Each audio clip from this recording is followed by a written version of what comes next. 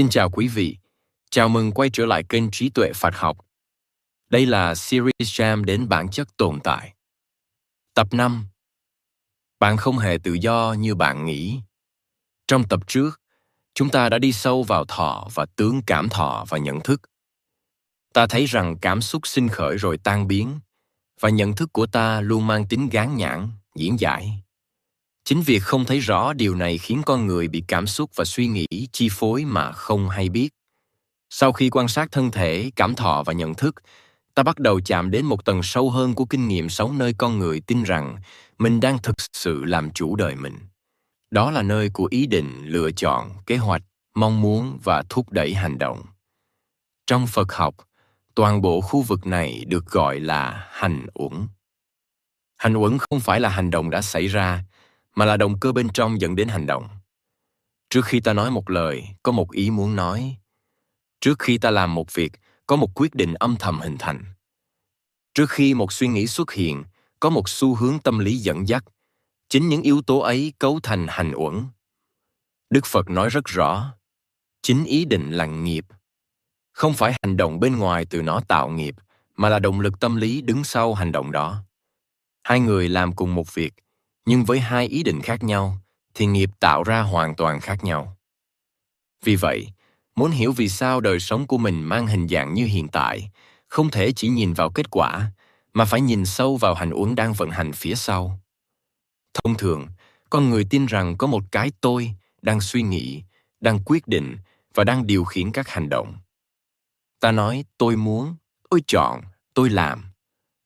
Cảm giác làm chủ này rất mạnh, đến mức ta hầu như không nghi ngờ nó. Nhưng khi quan sát kỹ, Đức Phật mời chúng ta đặt lại câu hỏi. Ý định ấy từ đâu mà đến? Khi một mong muốn khởi lên, ta có chọn được việc mong muốn hay không? Khi một phản ứng giận dữ xuất hiện, ta có quyết định nó sinh khởi hay nó tự sinh? Khi một thói quen lặp đi lặp lại, ta có hoàn toàn tự do với nó? Hay ta đang bị điều kiện hóa bởi quá khứ, bởi tập khí, bởi môi trường và hoàn cảnh?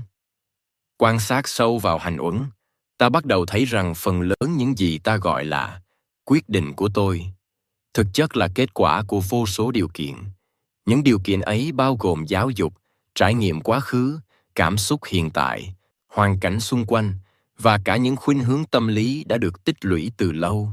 Hành uẩn không phải là một trung tâm điều khiển độc lập, mà là một tiến trình phản ứng và tạo tác liên tục. Điều này không có nghĩa là con người không có trách nhiệm. Ngược lại, chính vì hành uẩn vận hành theo điều kiện, nên chánh niệm và trí tuệ mới có ý nghĩa.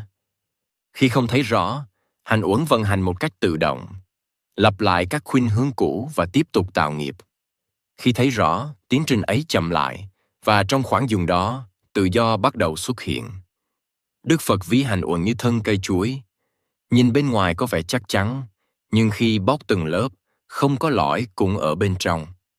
Tương tự, khi ta tìm kiếm một người hành động, cố định bên trong các ý định và quyết định, ta không tìm thấy một thực thể trung tâm nào. Chỉ có các tâm hành sinh khởi rồi tan biến, nương vào nhau mà tồn tại. Chính vì không thấy được tính vô thường và không có lõi của hành uẩn, con người mới đồng nhất hóa chúng với bản ngã. Ta tự hào về những ý định tốt, ta ghét bỏ những ý định xấu, và ta nghĩ rằng tất cả đều phản ánh con người thật của mình.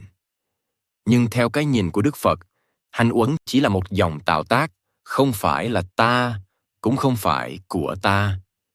Khi hiểu điều này, cách ta nhìn về nghiệp cũng thay đổi. Nghiệp không còn là một bản án hay số phận cố định, mà là một tiến trình đang tiếp diễn. Mọi khoảnh khắc thấy rõ, hành uẩn là một khoảnh khắc ta đang can thiệp vào dòng nghiệp ấy, không phải bằng cách kiểm soát cưỡng ép, mà bằng sự hiểu biết tỉnh táo về cách các ý định đang hình thành. Hành uẩn cho thấy một sự thật quan trọng. Tự do không nằm ở việc làm theo mọi ý muốn, mà nằm ở việc thấy rõ bản chất của ý muốn. Khi không thấy, ta bị kéo đi. Khi thấy, ta có khoảng không để không bị cuốn theo, và chính khoảng không ấy là nền tảng của giải thoát. Nhưng để thấy được hành uẩn đang vận hành, cần có một yếu tố khác làm nền tảng, đó là sự biết hay thức uẩn.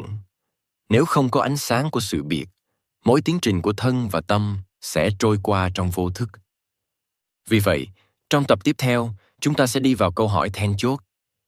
Thực là gì? Và liệu thức có phải là cái tôi cuối cùng mà con người vẫn bám víu hay không? Xin cảm ơn quý vị đã đồng hành cùng kênh Trí Tuệ Phật Học. Xin chúc quý vị luôn mạnh khỏe, an nhiên giữa đời thường. Hãy nhấn like và subscribe kênh để không bỏ lỡ những nội dung hữu ích tiếp theo nhé.